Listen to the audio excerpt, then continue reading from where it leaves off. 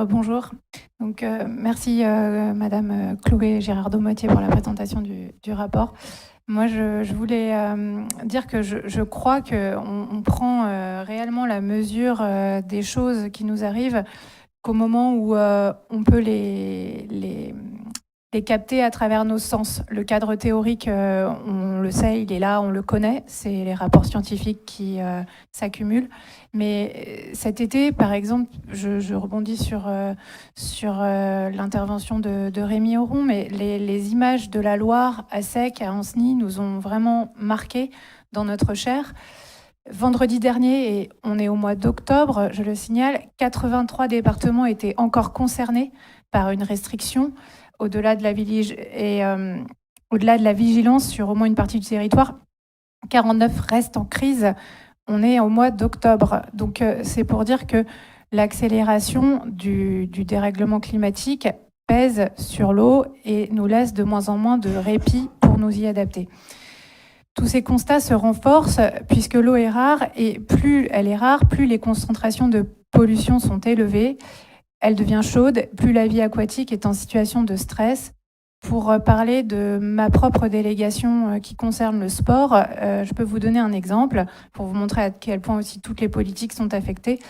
La baignade était interdite cet été à cause de la cyanobactérie dans les plans d'eau des bases de loisirs de la base de loisirs de Vioro.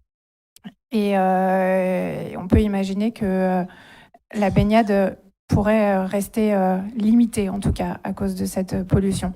C'est ce qu'on appelle une boucle de rétroaction dans le vocabulaire des spécialistes scientifiques. Le rôle de nous, politiques, c'est de limiter ces boucles autant que possible.